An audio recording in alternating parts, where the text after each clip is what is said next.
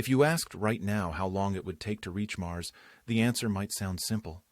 But nothing about traveling to the red planet is as straightforward as it seems. The distance keeps changing. The route isn't a straight line. And rocket speed isn't the only factor. Today, you'll understand exactly why this trip takes so long. You'll learn what the real travel time is for a mission to reach Earth's most famous neighbor. The answer involves orbital mechanics, launch windows, and a route that might surprise you. To start, we need to make something clear. Mars isn't sitting still, waiting for humanity to arrive.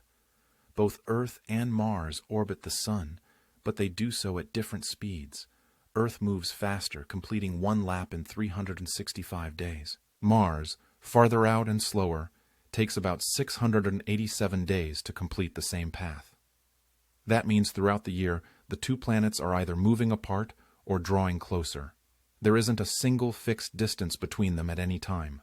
When the two planets are on opposite sides of the Sun, the separation can exceed 250 million miles. But when they're roughly aligned on the same side, that distance drops to around 34 million miles.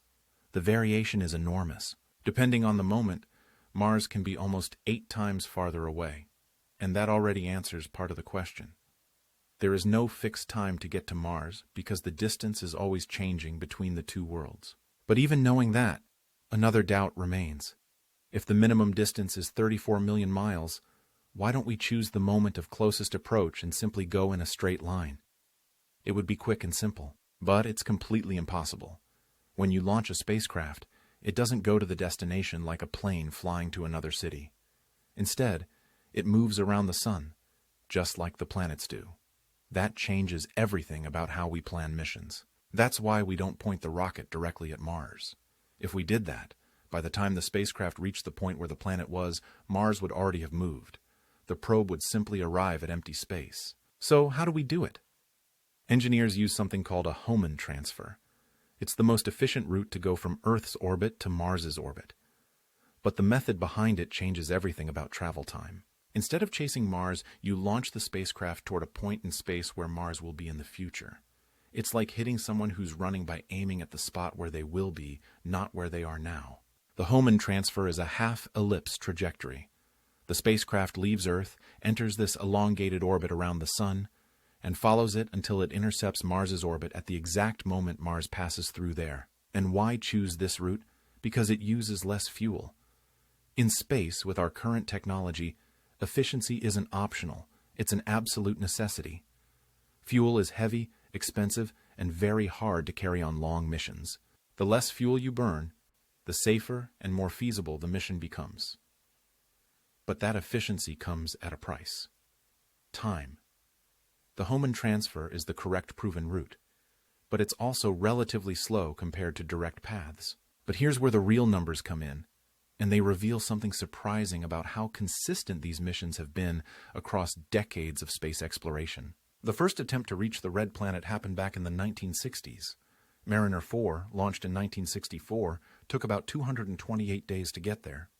Mariner 6 in 1969 took 156 days. These early missions set the pattern.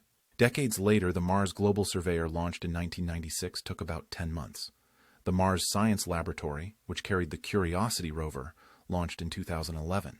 It took about 254 days to reach Mars. The Perseverance rover, which arrived in 2021, traveled for approximately 203 days. All these numbers, although they vary in some cases, have something in common. They all fall within a well-defined range of travel time. Before we get to the final answer, there's another factor that directly affects travel time: the launch window. As strange as it may seem, we can't go to Mars whenever we want. Timing is everything. Earth and Mars need to be aligned in a specific way for the Hohmann route to work. This alignment happens roughly every 26 months. If you miss the window, the next chance won't come for over 2 years. That moment doesn't guarantee Mars is at minimum distance.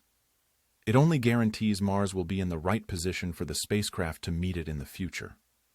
The route is calculated down to the exact minute. If you launch the rocket a few days early or late, the spacecraft can end up passing behind Mars or far ahead of it.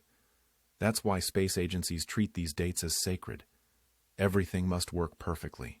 With all these variables, the changing distance, the indirect route, the launch window, and fuel efficiency, travel time isn't just about speed. It's about trajectory, orbital mechanics, and perfect timing working together. And now we can answer the main question: how long would it really take to reach Mars with current technology? If you've noticed the pattern, there's a solid range. Between 6 and 9 months for most missions. The vast majority of missions travel between 180 and 270 days. On average, about 7 months is typical using chemical rockets and the Hohmann trajectory.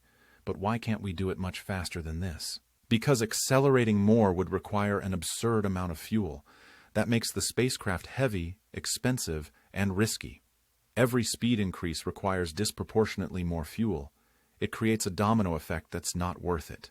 Another important point is that the spacecraft doesn't travel the straight distance between planets. The Hohmann transfer increases the total path. Instead of 34 million miles, it may cover between 250 and 370 million miles. In the end, the correct answer isn't just months. It's the result of a complex orbital dance, a rare window every 2 years, and a route that prioritizes efficiency over speed. All these factors combine. With current technology, humanity needs approximately 6 to 9 months to travel from Earth to Mars. That range is what history shows, what space agencies use, and what remains safest with modern chemical rockets. Now imagine when we reduce that time, not with far-off dreams, but with advanced engineering already emerging. The day this trip takes weeks instead of months could mark a new chapter for humanity among the stars.